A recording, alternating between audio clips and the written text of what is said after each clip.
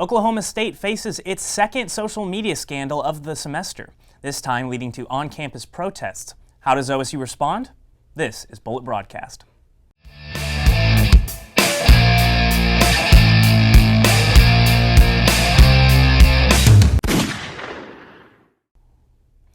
Welcome to the second episode of the Bullet Broadcast. I'm Sam Stockard. OSU faces another social media scandal, this time on Snapchat. Candace Bergs, an OSU student, posted a picture of her with a dark substance on her face, which resembled black face paint, with the caption, quote, "When he says he only likes black girls," unquote. This post went viral just days after the controversial Instagram post showing two girls in a substance that also resembled black face paint surfaced online. In response to the post, students protested Monday and were in front of Whitehurst and on Tuesday on Library Lawn. Reporter Alexis Winston has more. We just wanted to let y'all know that we are here as a community, as people, as humans. A word, students, something that people might not understand, might not get. And if you don't know that, you don't. We shall overcome. These words, the words of Martin Luther King's famous speech, rang across Library Lawn as students gathered together to protest the school's response to recent blackface incidents by OSU students. If you don't know, blackface originated as a way to make a mockery of people of color for entertainment and minstrel shows. At least 40-plus students peacefully and silently assembled on Library Lawn a day after about 100 lined up outside of President Hargis' office. With duct tape over their mouths that read, "Unheard," several students held signs with a consistent message. Speak up. Silence is consent. Engage in these uncomfortable conversations. They want to talk, they want to be heard, they want you to understand their perspective. So I feel like you said, if we are a family, families listen to each other, they speak to each other, and they try to understand. The goal of these protests is to educate, to let others know that blackface is not okay and it's highly offensive, to get answers from administration, and nonetheless, they want their voices heard. That we need to improve the education, because the "I don't know" excuse, if they really don't know, that's a bigger issue. We're really just looking for support and looking for a way to change things around campus, because diversity is a big deal, and we really want to bring awareness to issues that blackface isn't okay. And for the students that aren't black, we want to have support, because that's all it really takes is support, and then we can bring together and we can unite. Support, support, support is another common word being echoed. Support from administration and peers regardless of their background. We have students from various ethnic backgrounds, and they're here supporting us, and that's kind of what we want to see. We just want students as a whole, we want all the same things. We want to feel welcome, we want to feel comfortable and accepted, and so we're just looking for their support. In recent messages OSU sent to students, pushing diversity is the common thread. This group of cowboys and cowgirls look to assure the push remains forward. As Dr. Martin Luther King Jr. said, we will overcome. With Bullet Broadcast, Alexis Winston. The Ocala reported protests will continue throughout the week. For more information on the protests and upcoming meetings, visit the Ocala website. Donald Trump was inaugurated as the 45th President of the United States last Friday in Washington, D.C. Since then, Trump has wasted no time using his executive powers. Earlier this week, President Trump signed an executive action to withdraw from the negotiation process of the Trans-Pacific Partnership. The TPP is a 12-country trade agreement between countries that border the Pacific Ocean. The partnership was created to strengthen the economic ties between the countries.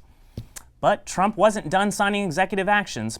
Tuesday, January 25th, Trump signed two other executive orders which pushed for the continuing construction of both the Keystone XL and the Dakota Access pipelines. Both pipelines have been halted progress due to numerous protests against them. The latest executive action came this past Wednesday when Trump ordered construction of the wall on the U.S.-Mexico border.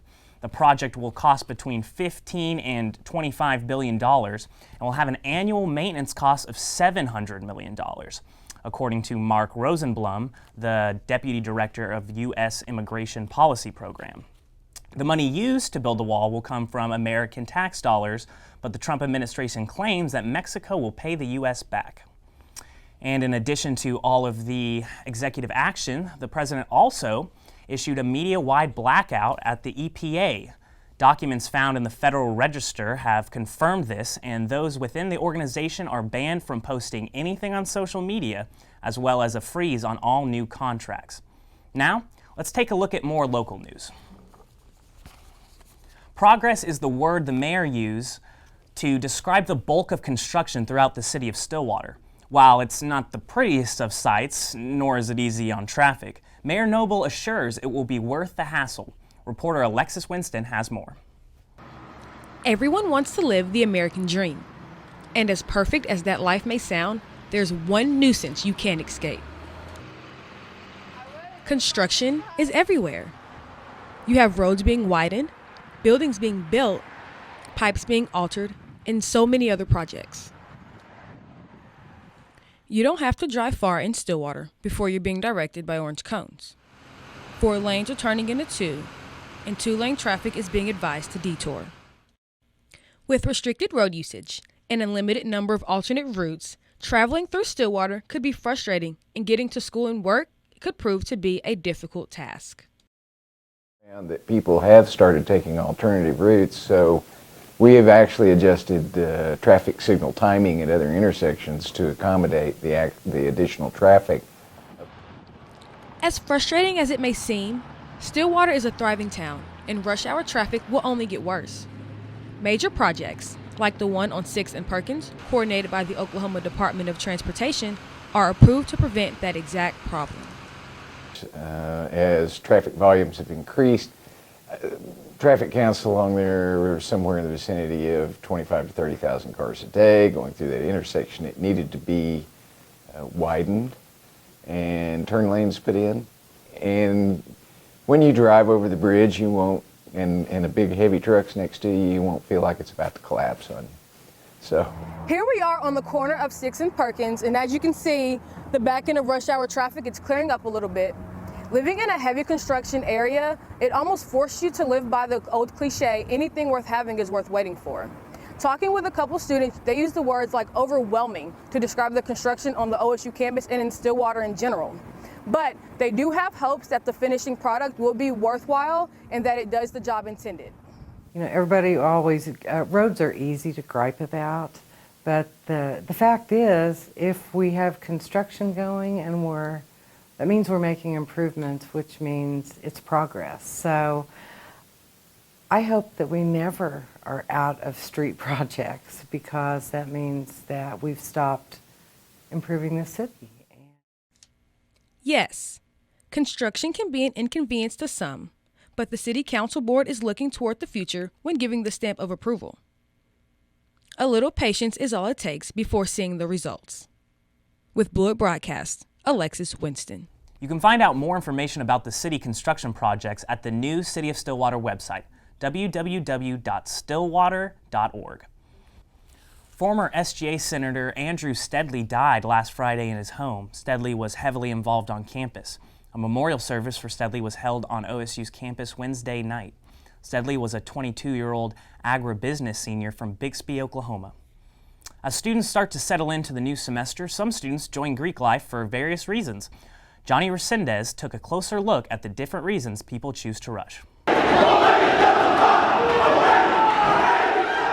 Greek life is a great way to network and build up your resume while in college, but some students say that even though it helps them professionally, it also helps them immensely personally.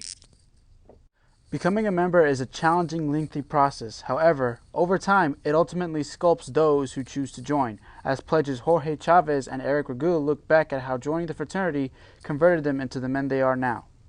Being Greek to me basically means I have a whole lot of more connections, for one thing. If I need anything, I'm pretty sure I can find anybody to help me. Also, another thing about being Greek is now I have a whole brotherhood, and also I have a whole family. It gave me challenges which I never thought were even possible. now that I'm done with everything, when I was doing the process, I didn't really see the reasoning for it. I was like, oh, it's just another like silly thing for us to do as pledges and all that. But now that I look back on it, hindsight is 20/20. Everything has a purpose, especially for this organization. I believe if you push yourself and you have people around you who push you, you will become the person you always wish to be, and nobody can stop you. 17, Omega Delta Phi did not have the smoothest upbringing. We have had only one ghost line. That was right after. A ghost line means that you don't have anybody to rush that semester. We've only had one of those ever since we've hit at least 2 every semester. It's been growing at a rapid rate of 2, 3. Last class was, before this one was 4. And then back to 2 and now to 5. It's up and down, but I definitely feel like now's the time where it's going to get hopefully into the double digits. By proceeding with a trust the process approach, Omega Delta Phi has built the foundation to what could be a bright future ahead of them.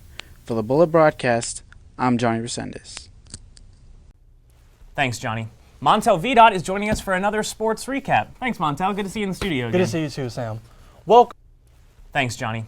Montel Vidot is joining us for another sports recap. Thanks, Montel. Good to see you in the studio again. Good to see you too, Sam. Welcome. I'm so glad to have you guys back for another week of Bullet Broadcast. My name is Montel Vidot, but you already knew that. From the Super Bowl to the tennis courts, we have a lot to talk about, so let's not waste any more time. For the men's and women's tennis team, it's finally time to get the spring season rolling. The 14th ranked Cowboys notched 2 wins this past Saturday after taking on Texas Rio Grande Valley and Oral Roberts. Victories from the 5th ranked duo in the nation, Arjun Kadi and Julian Cash, helped the team secure points and move the duo's win total to 11 on the season. And for the 5th ranked Cowgirls, this past Friday and Saturday, they were able to breeze by the competition after a 3-game sweep against Oral Roberts, Louisiana Tech, and North Texas. Overall, the team did not give up a single point and moves on to 3-0 on an early season. Now, while tennis may just be getting underway, college basketball is not too far from March Madness, and for the Cowboys, racking up in the win column is much needed. After losing to both Big 12 teams in the state of Kansas, OSU bounced back against Texas Tech and was looking to do it again against the TCU Horned Frogs on Saturday. Starting the game, Phil Forte was able to work the baseline and find Mitchell Solomon, who hit a pump fake and was able to lay it up on the other side. Now, Solomon may have started the game off right, but it was Jawan Evans' night. The sophomore guard was wheeling and dealing all over the court with nice passes like this. He finished the night with 8 assists, and oh yeah, not to mention 27 points. The Cowboys never lost the lead, and a huge slam from Devon Dillard was the exclamation point to close out the game. The Arkansas Razorbacks are the next opponents for the Cowboys, and the 3-game win streak wouldn't sound too bad. You know, wins don't sound too bad for any sport. For the NFL, the Atlanta Falcons and the New England Patriots have been the culmination of just that. That's right, America's greatest sporting event is just around the corner, and it is featuring 2 high-octane offenses that everybody expected to meet up, right? MVP candidates Matty Ice and TB12 highlight their respective teams, and boy, they couldn't be any further on the end of the spectrum when it comes to playoff success. For Brady, making it to the playoffs has become second nature. He will be starting his 7th NFL championship, which is an NFL record, while Ryan, not so much. The NFL championship will take place in Houston on February 5th, and it'll be a game you don't want to miss. Now my time has come to an end, and I'll be sure to catch you guys next week on the Bullet Broadcast. Sam? Thanks, Montel. Well, that's it for this week. I'm Sam Stockard. I'm Montel Vidot. And we'll see you next week.